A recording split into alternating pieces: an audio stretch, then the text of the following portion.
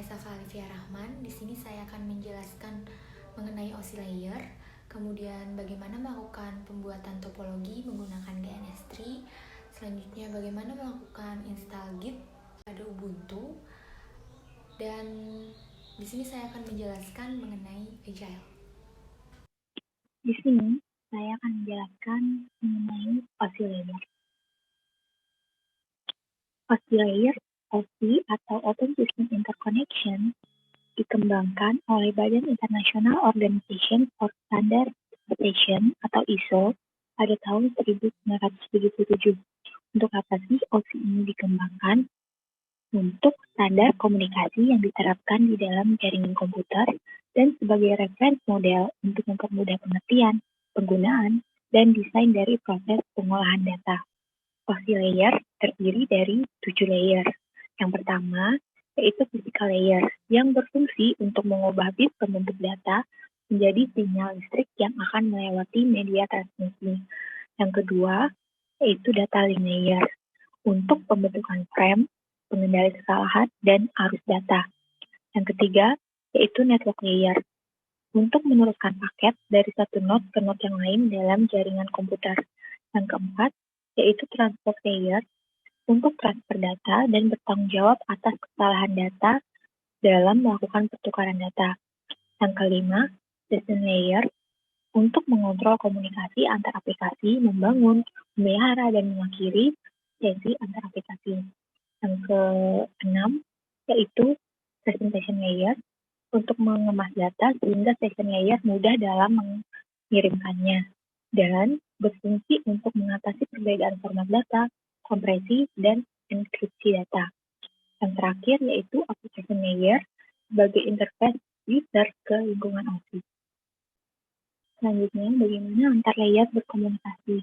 Jadi terdapat dua proses, pada perangkat pengirim disebut proses enkapsulasi dan pada perangkat penerima disebut dekapsulasi.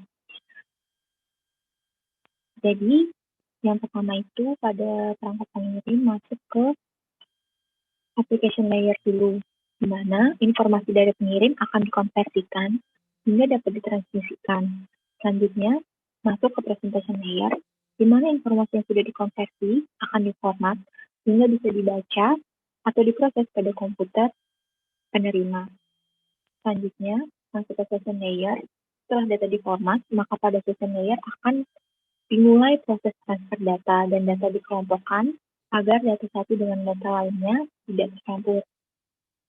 Selanjutnya, masuk ke transport layer.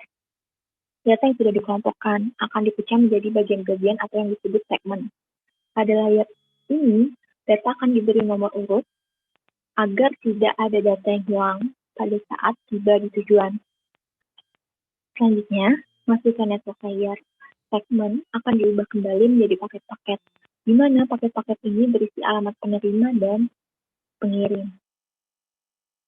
Setelah itu masuk ke data link layer, di mana paket diubah kembali menjadi frame yang berisi paket dan MAC address pengirim maupun penerima. Selanjutnya, di physical layer, data yang berbentuk frame akan diubah terlebih dahulu menjadi bit, sehingga data yang sudah berbentuk bit akan dikirimkan ke physical layer pada penerima. Selanjutnya, di physical layer penerima, menerima data yang dikirimkan dalam bentuk bit. Kemudian masuk ke data link layer, di mana data yang diterima dalam bit akan diubah terlebih dahulu menjadi frame. Kemudian frame ini akan dicek apakah MAC address tujuan di dalam frame sudah sesuai dengan MAC address komputer penerima. Jika sesuai, maka akan lanjut ke proses selanjutnya. Jika tidak sesuai, maka tidak akan lanjut ke proses berikutnya. Kemudian masuk ke network layer, frame akan dipecah menjadi paket. Kemudian dicek kembali apakah sudah sesuai atau belum. Selanjutnya masuk ke transport layer, paket-paket akan diubah menjadi segmen. Kemudian dicek protokol yang digunakan dan diproses. Segmen akan disatukan kembali sesuai urutannya sehingga informasi akan utuh seperti saat dikirimkan. Kemudian masuk ke session layer.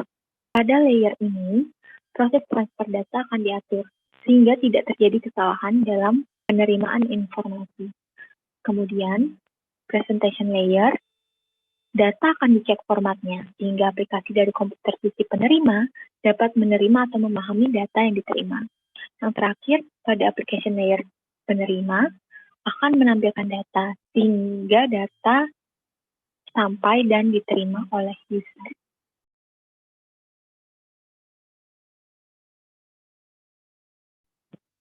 Jadi di sini saya akan menjelaskan bagaimana caranya untuk membuat topologi ABLAN menggunakan GNS3. Jadi topologi yang akan dibuat kurang lebih seperti ini. Pertama-tama buka GNS3 terlebih dahulu. Kemudian di sini kita masukkan rujukan yang hendak dibuat.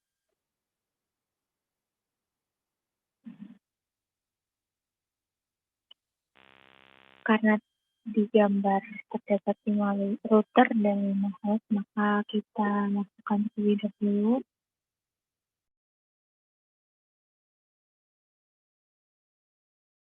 Ini kita rapikan terlebih dahulu.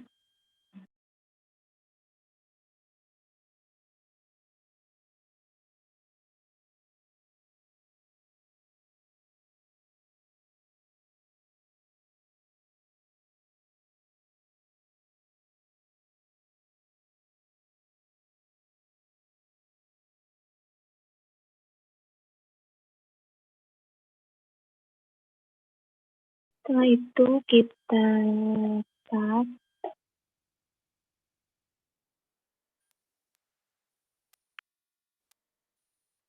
Jadi pertama kita lakukan konfigurasi pada router 1, 2, 3, 4, 5 yang pertama kita kerjakan dari router 1. Kita masukkan komen seperti ini.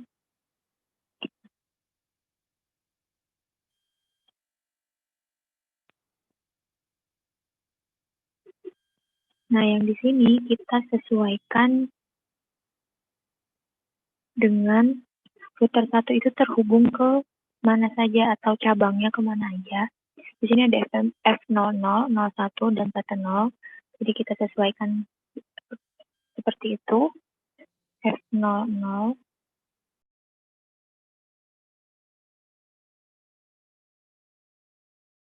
Setelah dari F00 berarti ke F01 lagi.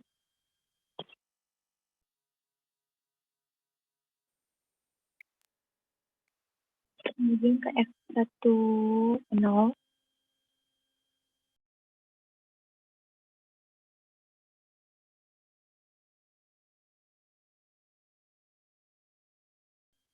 Jadi pada router 1 sudah berhasil diatur IP address-nya, dan hal ini lakukan ke router 2, router 3, router 4, dan router 5. Setelah semua router selesai dikonfigurasi, langkah selanjutnya yaitu kita mengatur atau mengkonfigurasi IP pada host. Jadi di host 1, 2, 3, 4, 5 kita atur terlebih dahulu. Seperti ini.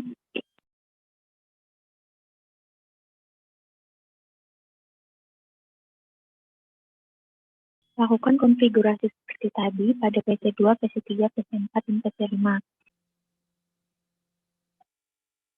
Baik, di sini saya sudah selesai melakukan konfigurasi pada tiap PC atau host. PC1 sudah selesai, PC2 berhasil, PC3 juga, 4, dan 5. Langkah selanjutnya yaitu kita melakukan routing protokol OSPF pada router 1 sampai router 5. Jadi di router 1 untuk melakukan routing protokol OSPF caranya seperti ini.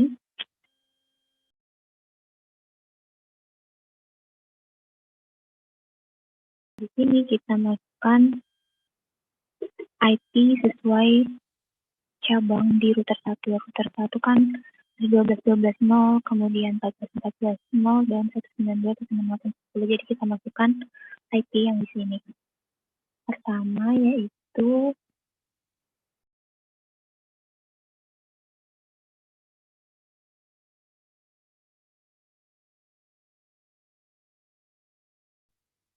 Lakukan hal seperti ini di router 2, router 3, dan router 4, router 5. Setelah selesai melakukan routing protokol OSPF, langkah selanjutnya yaitu mengatur MPLS di router 1 sampai router 5. Jadi caranya itu seperti ini.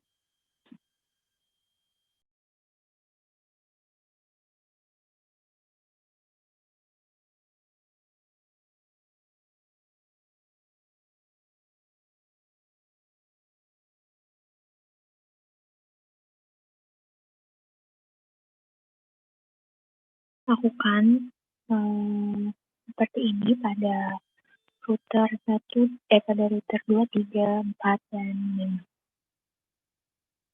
Setelah selesai mengatur MPLS pada router 1, router 2, router 3, router 4, router 5, langkah terakhir tinggal melakukan ping antar host atau antar PC.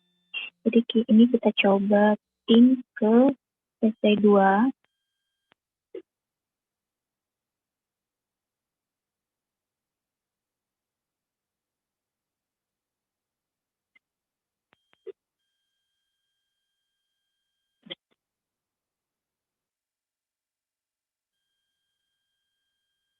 Kemudian coba kita ping ke PC 3.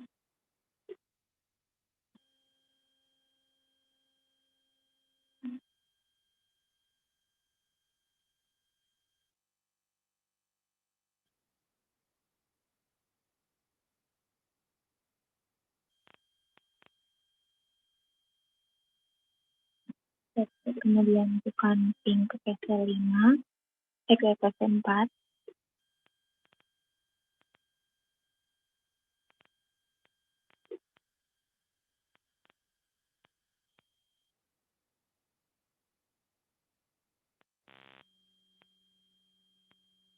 Dan terakhir, lakukan ping ke PC 5.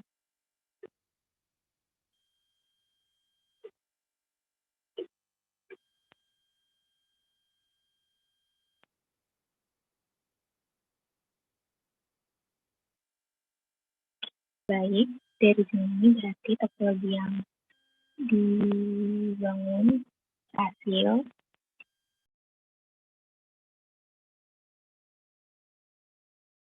Baiklah, di sini saya akan menjelaskan bagaimana caranya menginstal Git pada Ubuntu. Pertama-tama, kita masukkan komen seperti ini.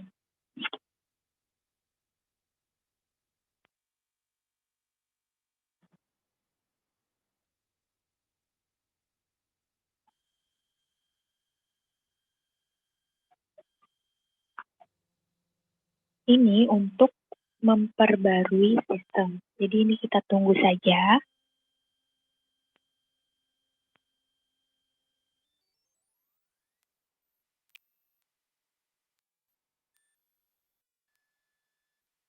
Nah, setelah selesai, kita lakukan penginstalan Git dengan memasukkan komen sebagai berikut.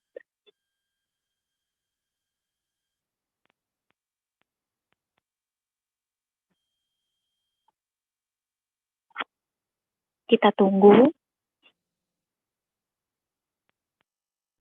Nah, setelah itu kita cek Git yang kita install ini menandakan Git sudah berhasil terinstall. Selanjutnya, saya akan menjelaskan bagaimana melakukan pull repository dari GitHub menggunakan Git. Jadi di sini saya sudah memiliki akun GitHub dan repository yang akan saya pull yang ini, pemrograman Python. Nah, langkah pertama yaitu kita masukkan komen. Di sini git config itu untuk menambahkan konfigurasi Git. Nah, username yang di sini tergantung username yang digunakan pada GitHub. Di sini saya menggunakan Savalitia sesuai akun GitHub saya. Kemudian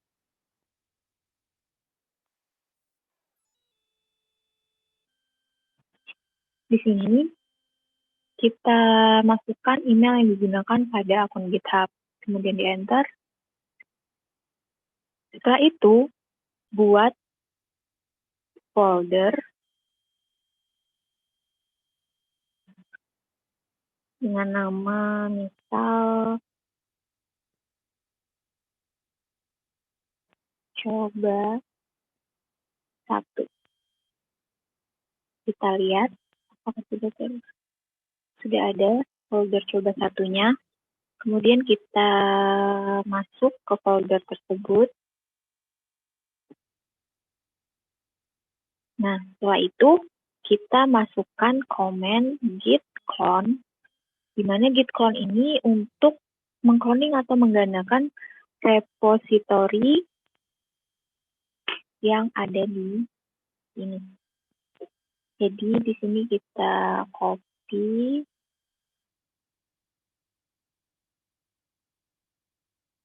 kemudian kita enter. Nah, ini sedang mengcloning, jadi kita tunggu aja. Nah, selesai. Kita lihat apakah sudah berhasil. Oke, sudah masuk.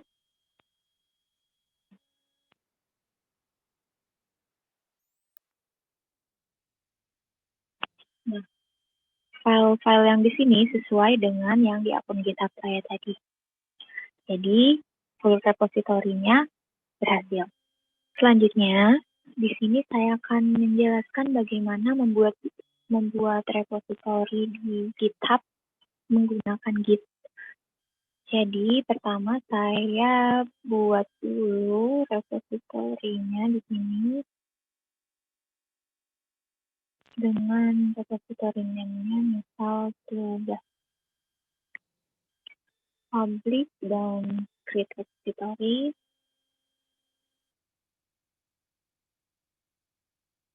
Nah, kita tinggal mengikuti komen yang ada di sini.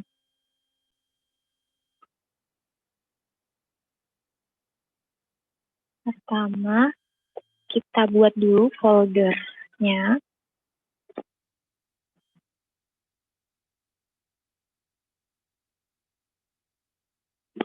Coba 2 sudah ada, terus kita masuk ke folder tersebut. Nah, di sini kita buat file bebas, file apa aja. Tapi di sini saya buat entity.txt. Kita lihat apakah sudah berada. Ya, sudah ada filenya. Kemudian kita masukkan command git init. Git init ini untuk membuat repository pada file lokal yang ada di folder atau menginisiasi directory sebagai working directory berbasis Git. Kita enter, berhasil. Kemudian kita git add file yang tadi kita buat, yaitu entity.txt. Git add ini berfungsi untuk menambahkan file baru pada repo lokal. Kita enter, kemudian kita git commit.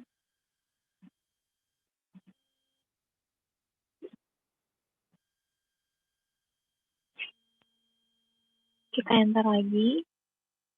Nah, setelah itu kita lanjutkan.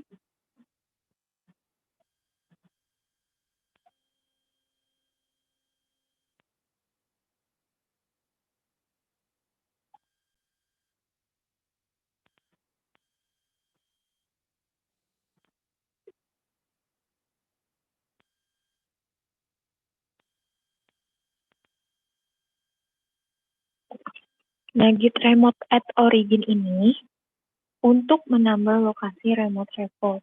Jadi kita enter. Selanjutnya tinggal kita masukkan git push.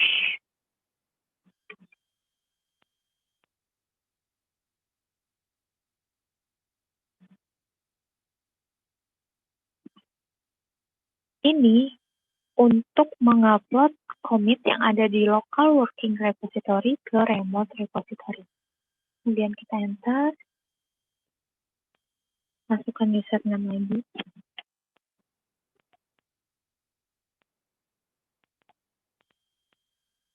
tinggal kita tunggu. Nah, ini seharusnya sudah terupload, kita cek. Jadi, kita sudah berhasil membuat repository baru.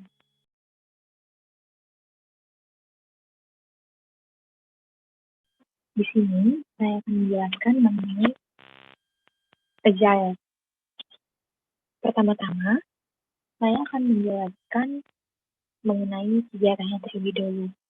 Pada tahun 2001, sejumlah praktisi dan pengembang yang sudah lama berkecimpung di dunia pengembangan perangkat lunak berkumpul untuk mendiskusikan pengalaman mereka dalam membangun perangkat lunak. Hasil dari pertemuan tersebut adalah serangkaian nilai dan prinsip yang disepakati bersama untuk membuat pengembangan perangkat lunak menjadi lebih baik, efektif, dan lebih menyenangkan.